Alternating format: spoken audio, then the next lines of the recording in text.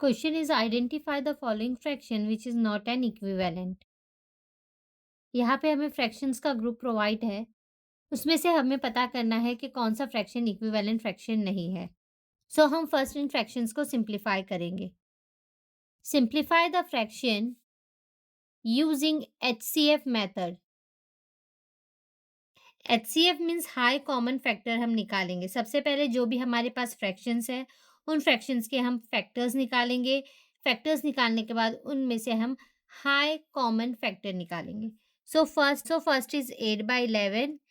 ये already simplify है, इसीलिए हमें इसे फर्दर सिंप्लीफाई करने की ज़रूरत नहीं है। ये हमें कैसे पता चला? क्योंकि 11 और 8 कोई भी टेबल में एक साथ नहीं आता है, दोनों में कोई भी कॉमन फैक्टर्स नहीं है। Second is 88 divide by 121। सो हम फैक्टर निकालेंगे, factor of 88 and factor of 121।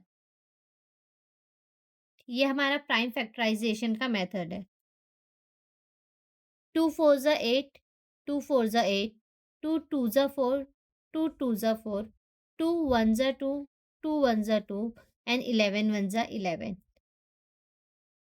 Then 121 को हम 11 से मल्टीप्लाई करेंगे। 11 1 ज़ा 11, देन 1 फर्दर आगे मूव हुआ, सो ये भी 11 हो गया। 11 1 ज़ा 11, 11 1 ज़ा 11।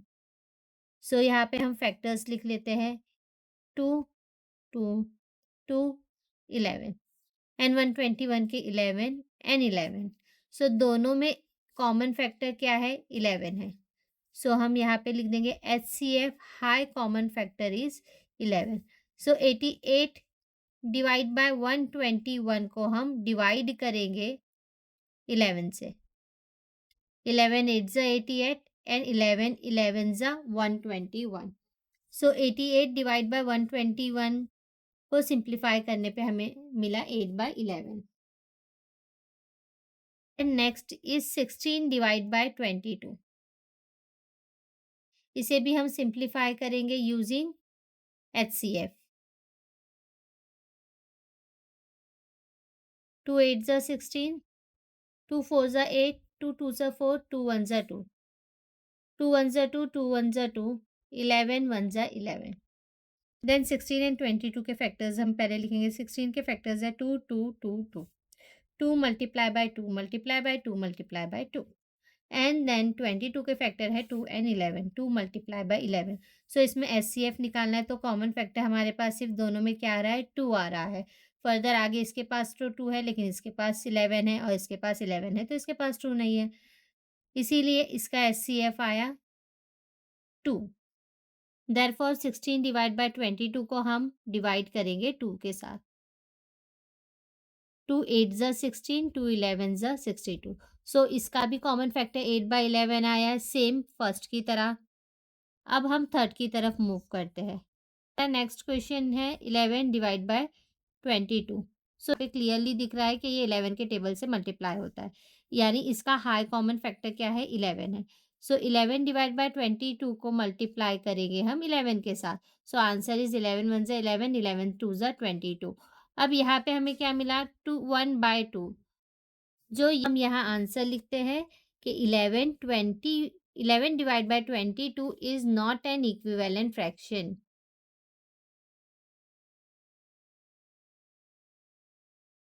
सो हमने पहले यहाँ क्या किया? सबसे पहले हमने देखा कि सिंप्लीफाई फॉर्म में है या नहीं। अगर ऑलरेडी सिंप्लीफाई फॉर्म में है फ्रैक्शन, सो हम वहीं रुक जाते हैं। अगर नहीं है तो फर्दर सिंप्लीफाई करने के लिए हम उसे डिवाइड करते हैं। डिवाइड कैसे करते हैं? हाई कॉमन फैक्टर निकालते हैं और एचसीएफ के थ्रू जो हायर नंबर मिलता है हमें कॉमन फैक्टर का, उसी से हम डिवाइड करते हैं। फिर डिवाइड करने पे हमें क्या आता है? सिंपलेस्ट फॉर्म आता है। सो हम जो भी फ्रैक्शंस हमारे क्वेश्चंस में दिए उनके सिंप्लीफाई फॉर्म को कंपेयर करते हैं। सो जो ऑड मैन आउट है वही हमारा नॉट एन इक्विवेलेंट फ्रैक्शन है।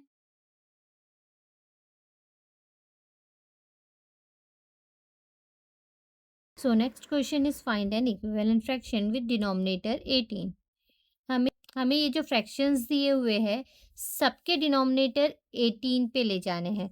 मीन्स ये सब को हमें मल्टीप्लाई करना होगा ताकि वो 18 फॉर्म करे। मल्टीप्लाई क्यों कर रहे हैं? क्योंकि ये सब 18 से लेस है। सो 1/2, 2 के टेबल में 18 किस पोज़ीशन पे आता है? 2 9 ज़ा 18, सो बोथ साइड 9 से हमने मल्टीप्लाई किए। सो 9 1 ज़ा 9, 9 2 ज़ा 18। देन नेक्स्ट इज़ 2/3, 3 के टेबल में 18, 3 6 ज़ा 18, सो बोथ साइड हमें 6 से मल्टीप्लाई करना होगा। 6 2 ज़ा 12, 6 3 ज़ा 18।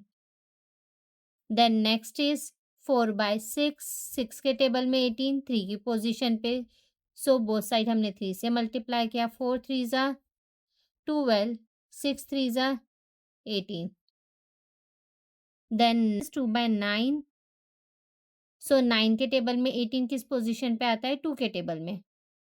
2 2 ज़ा 4, 9 2 ज़ा 18। देन नेक्स्ट इज़ 7/9, 9 के पोज़ीशन में फर्दर 2 पे आता है। सो 7 2 ज़ा 14, 9 2 ज़ा 18। Then the last one is 5/3, 3 के टेबल में 6 की पोज़ीशन पे 18 आता है। सो 5 6 ज़ा 30 एंड 6 3 ज़ा 18। सो हमने ईच फ्रैक्शंस के डिनोमिनेटर को 18 में कन्वर्ट कर दिया है। So first is 9/18, then 12/18, next 12/18, next 4/18, further 14/18, and the last one is 30. Divide by 18.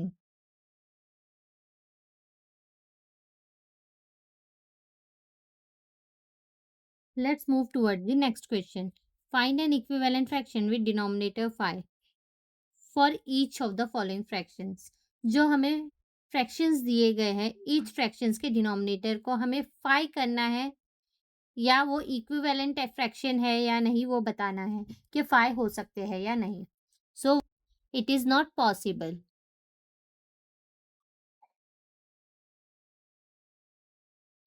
Denominator 4 को हम 5 में कन्वर्ट नहीं कर सकते, ना ही मल्टीप्लाई के थ्रू, ना ही डिवाइड के थ्रू, क्योंकि इक्विवेलेंट फ्रैक्शन बनाने के तो 2 ही तरीके हैं, multiplication and division. Then 6 divide by 15, इनसे 5 की तरफ मूव करने के लिए हमको क्या करना पड़ेगा? डिवाइड करना पड़ेगा। 3 5 ज़ा 15, इसीलिए हम डिवाइड करेंगे दोनों भी साइड 3 से, क्योंकि 3 के टेबल में 6 भी आता है एंड 3 के टेबल में 15 भी आता है। इसीलिए कहते हैं कि अगर न्यूमरेटर एंड डिनोमिनेटर दोनों में कॉमन फैक्टर मिलते हैं सो हम उसे डिवाइड करते हैं। सो हमने डिवाइड किया। 3 2 ज़ा 6, 3 5 ज़ा 15। नेक्स्ट इज 7/10, डिनोमिनेटर 10 है। ओके, सो 10 को तो हम 5 बना सकते, 2 5 ज़ा 10 होता है, लेकिन 7 को भी 5 से डिवाइड करने पे हमें कोई नंबर नहीं मिलेगा। 2 के टेबल में 7 नहीं आता है, that's why it is not possible. And the last one is 5/1, 1 को हम 5 में कन्वर्ट कर सकते हैं। किस तरह? 1 5 ज़ा 5 और 1, सो हम दोनों भी साइड मल्टीप्लाई करेंगे 5 से। सो 5 5 ज़ा 25, 5 1 ज़ा 5।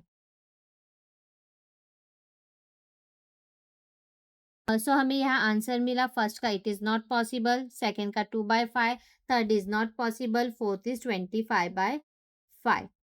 यहाँ हमने डिवाइड के थ्रू भी कन्वर्ट किया है एंड मल्टीप्लाई के थ्रू भी कन्वर्ट किया है।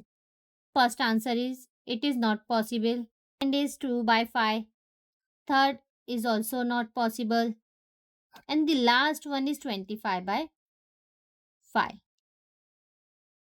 This is our answer. अब हम लास्ट सबसे इजी क्वेश्चन की तरफ मूव करते हैं। Find a fraction equivalent to 15/40 but with denominator 8। अब हमें पता है क्वेश्चन का फ्रैक्शन बिगर है एंड हमें जो आंसर का डिनोमिनेटर करना है वो 8 है, जो उससे स्मॉलर है। सो हम इधर डिवाइड करेंगे, 40 से 8 की तरफ मूव करने के लिए डिवाइड। 15/40 डिवाइड करेंगे हम, कि हमने दोनों तरफ इसे 5 से डिवाइड किया है। 5 3 ज़ा 15, 5 8 ज़ा 14। So answer is 15 divided by 40 is equivalent to 3 divided by 8.